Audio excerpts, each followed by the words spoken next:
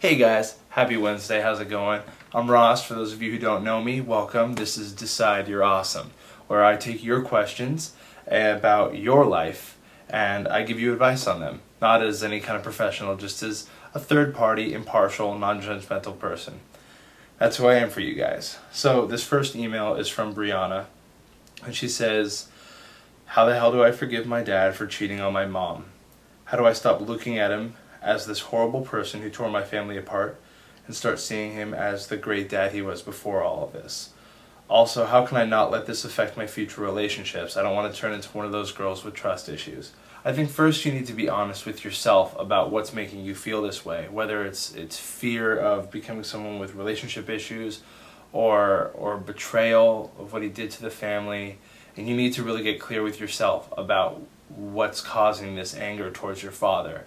And then take those feelings, and then I think you need to approach him and tell him how you're feeling.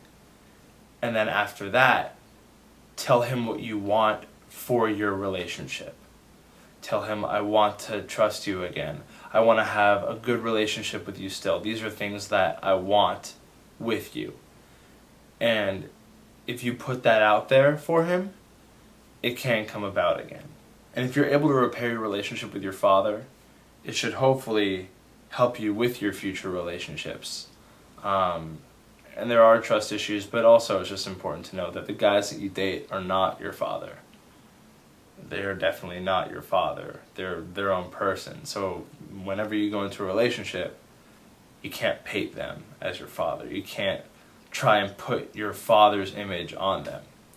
So you have to be aware of yourself, and if you feel yourself starting to do that, catch yourself and remember that he's not your father. This next email is from Leanne, and Leanne says that she studies food technology at school and she plays the clarinet. And whenever she cooks anything, it doesn't seem to be good enough for her stepfather. And he doesn't seem to support her in playing the clarinet either. He says, why do you play the clarinet? It's pointless. And that almost made her quit, and it made her feel horrible, and she feels like giving up.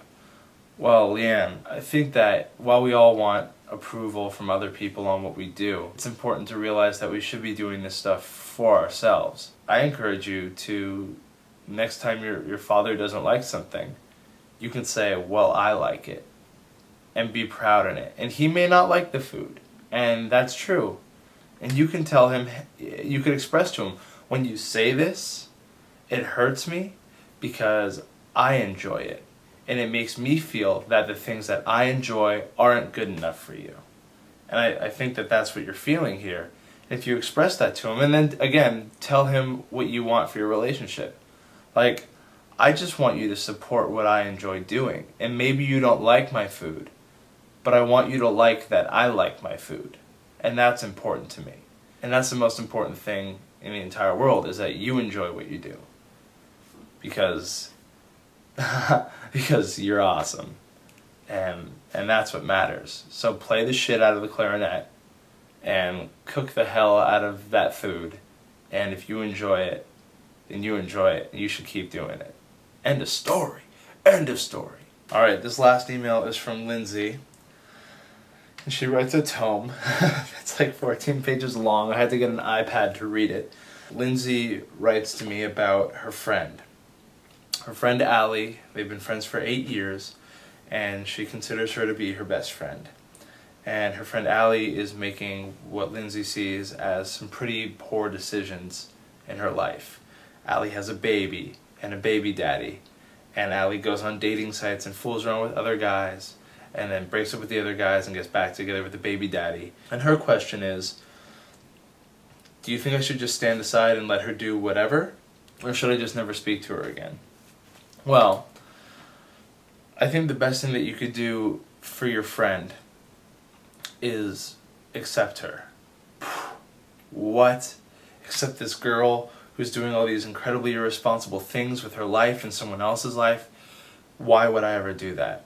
Well, I guarantee you everybody else in this girl's life is saying that exact same thing. You can't fix your friend because nothing's wrong with her. She is the way she is. And she's never going to let you into her life if you're going to judge her for what she's been doing. So, if it's something that you want to take on, and if you really care for this girl, you can try just listening to her and hearing everything she has to say. And I'm sure she won't tell you it all at first, but if you let her know that you're committed to her being happy and feeling safe and feeling loved from you, and just doing things with her outside of this realm, then your relationship can be repaired, and maybe she'll feel safer and loved by you in such a way that she won't need to do this stuff anymore. For your friendship, if you really want to make it work, let her know that you're committed to your friendship and that you really do love her as a friend, if that's what you want. If you want to let her go, then let her go, but I think you know what you want.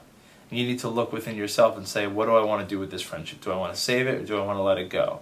The truth is to just accept it for what it is. Everyone's always trying to fight what's going on in their life, instead of just saying, oh, this is what it is, and it's awesome, and my life is awesome, and I just need to accept that. We're always trying to change it to turn it into someone else's life that we see on television or see somewhere else. But why can't we just live our own lives? You know, you just accept it because your father's your father, your stepfather's your stepfather, and your friend is your friend, and that's who they are. And you can't change who they are, but you can accept who they are.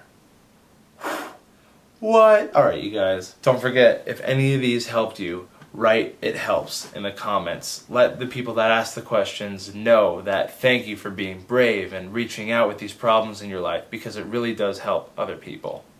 I have some questions for you guys. This show is kind of taking on a life of its own. I really want to know if you guys want other people to be answering the questions. I brought in Brett the intern, I brought in Megan Tonjes, and they answered some questions. Should I turn this into a collab channel?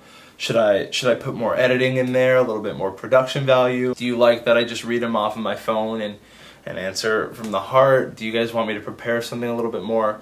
Really let me know. I'm putting this out to you guys to really create this show the way you want it to be, because it's not my show anymore, it's your show. And with that, I'm asking for all of your help, because for this to be as big as it can and help as many people as it should, you need to put it out there. So this is your show. I give it to you. Whatever you guys tell me to do, however you guys want me to do this, I will do it. I'll follow through. Whichever way helps you all the most, and whichever way makes this easier for you guys to watch. If you say, make them only 3 minutes, shorter answers, I'll do that. Whatever you guys want. It's your show. Because you're awesome.